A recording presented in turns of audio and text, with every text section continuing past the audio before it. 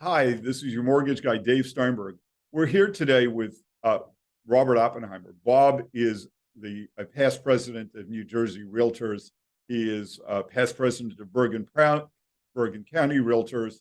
He is one of the gems in the real estate business. And for starters, I can say that if you're looking to sell your home in Bergen County, you can do no better than Bob Oppenheimer. Bob has a tremendous passion to educate people about financial literacy. And Bob, I'd like to tap into your passion and to understand a little bit better about the importance of financial literacy for, let's say, a typical home buyer. But David, first of all, thank you very much for inviting me to have this little chat with you. As you mentioned, financial literacy really is a passion of mine. Sadly, statistically, more than 60% of America has less than $600 in their bank accounts, which when you think about the home buying process, automatically knocks them out of the box. But more importantly, if they wind up having any kind of hardship or health issues, it also creates quite of a dilemma. So, what I decided many years ago when I was president of New Jersey Realtors was, although it was focused on the realtor population at the time, it truly is useful information for anyone. And that is how to gain control of your day-to-day living expenses, how to properly budget, and how to start planning for your future. Great. So tell me a little bit more about, you just said that 60% of Americans don't have more than $600 in the bank. That's a frightening statistic. It is a frightening statistic because what's becoming even more frightening is the majority of America relies on Social Security for their future retirements. And of course, it hasn't happened yet. What everybody has been reading about is the potential bankruptcy of the Social Security system. What Congress has been doing up to now is increasing the retirement age and also increasing the amount of your income that is captured or eligible to be taxed for Social Security purposes. If you're living in the metropolitan area, even if you have a fully funded Social Security opportunity, the likelihood is you're still going to need some other sources of income when you do get to retirement. And that's, of course, premised that you're looking for a retirement which does not include needing to continue to work. Or eating cat. Right. So, Bob, what are the basics? If I were a home buyer, let's say I'm a first-time home buyer looking to buy a $500,000 home, what do I have to know? What would you want me to know about that? But now, you and I both know that it starts with the down payment. So let's say they put down 5%, that's $25,000 plus closing costs. Maybe they need $40,000. How do you advise a first-time home buyer to get to that point where we're unlike the 60% that have nothing? How do you get someone to the point where they have $40,000 in the bank to Well, buy that? the most important thing really is to try to set up a budget for yourselves or your family. And then once you actually have that budget established, try to maintain or stay within the parameters of that budget. Part of that is you're going to have your income or income sources, which most people, you know, uh, have. They're aware of, they're cognizant of what their income is, especially if they are employed by an employer and not a self-employed. If they're an employed, person, they're going to be getting a rather steady, salary. Uh, the bigger issue, though, is once you have that paycheck, where's that money going?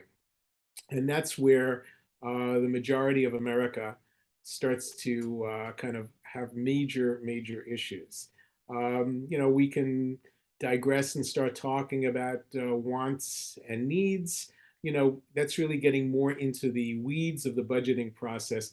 But really, the key is, take basically a 4 week period, see what you're spending on a daily basis, and then use those expenses to establish what an annual budget is. I think most people would be surprised where at least 10 or 15% of their income is dripping away to. Mm. So when you talk about trying to accumulate a down payment, there are many methods to put those funds together. You just have to be cognizant of where you're spending that money as you're trying to attain that goal.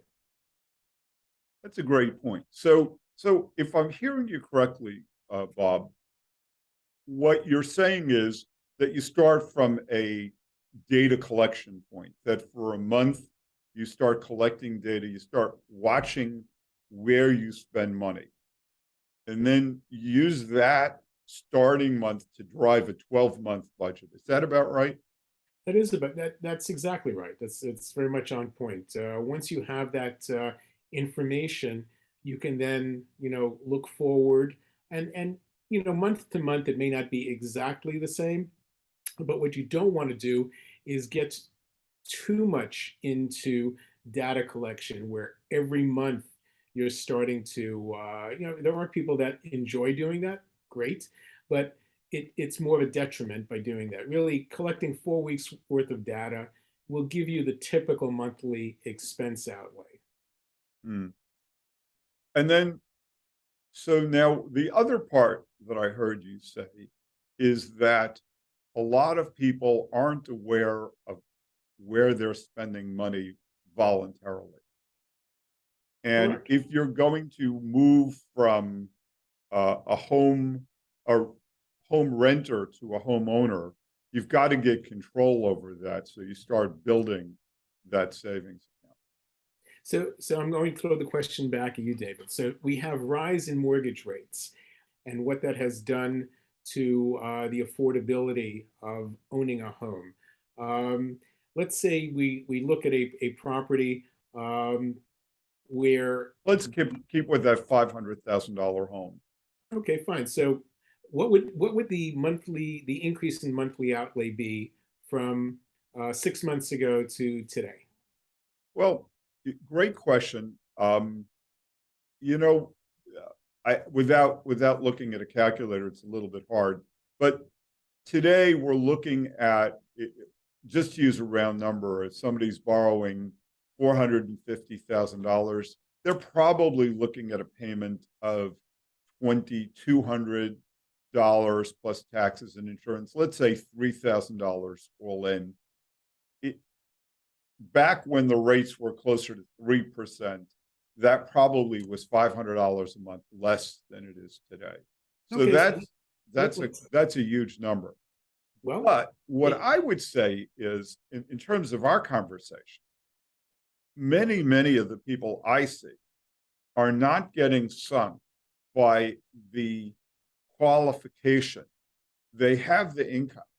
And so many people, as you said, have income and they just don't know where they're spending.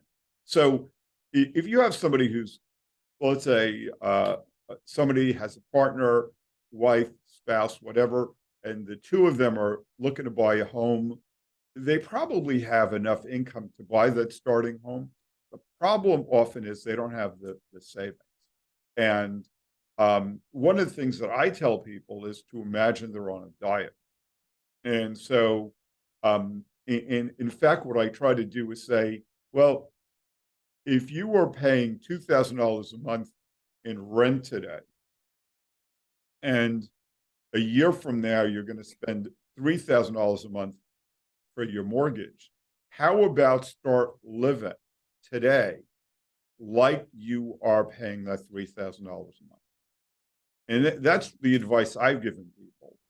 Sort of go on that diet early. Until now you've been spending money more freely because because you can. But if it's important to you to buy a home, then what I'd say is think about it as a diet. You have that smorgasbord in front of you. I just got off a cruise. You've got that smorgasbord in front of you. But if you're trying to, if you have a goal and you're trying to hit that goal, imagine that somebody starts living a $3,000 a month um, home cost a year and a half. They're going to accumulate a very significant amount of savings in a very short amount of time. No, it's absolutely true. It also brings into something that maybe we can talk about in the future is the power of compounding. So whether you're actually trying to save for a down payment or whether you're trying to save and invest for retirement or anything else, the earlier in your life and the earlier in your career that you actually start to gain hold of your expenses and allow yourself to be able to put away funds again, you know, presumably for purchase of a home, because a home has proven historically to be one of the greatest generators of wealth in the world, and also retirement wealth, because presumably by the time you're ready to retire, you have paid down your mortgage, you now have established all of the equity in your home, which is something you would never do if you remained a renter. There's Mm. benefits to being a renter too, but the ownership far outweigh it. What I was trying to actually lead to though was when we were talking about the differential and the higher interest rates, the mortgage rates today. So you gave me a number of about $500 difference. So going in line with what you also said as far as going on a diet. Um, Today, most people tend to eat out much more often than we did even 10, certainly than 20 years ago. So if let's say you're looking to how can I get that extra $500, because certainly worth having that roof over your head that you own the roof, um, I would say the following. If you ate out once a week less. And typically in our area, certainly if you're going out and have a reasonable bottle of wine, not a fantastic one, it's going to probably, that dinner is going to wind up being somewhere between, let's say, $130 and $160 per couple. Once a week, you're talking about 4 weeks, $600 a month. 600. Now, again, yes, it does cost you to eat home, but nowhere near that. So let's say you factor in, instead of $160 eating out, $50, it's $110 savings times 4 is 440. You've almost made up that $500 already. So there You are know, many, it's many funny you ways. say that. It's funny you say that because I was talking to someone yesterday about her daughter, and she said that her daughter has a fabulous gourmet kitchen, and she uses her fabulous range to store her cookware because she never cooks. And you just think about how that compounds. And then you add, not to pick on Starbucks, but you add a couple of Starbucks a day, and uh, maybe twice a week you go out to drink, and all of a sudden, it's not that hard to see how somebody might save $1,000 a month. Exactly. And again, when you're looking about a want versus a need, and looking at things in your for your future life, it kind of puts things in a different perspective.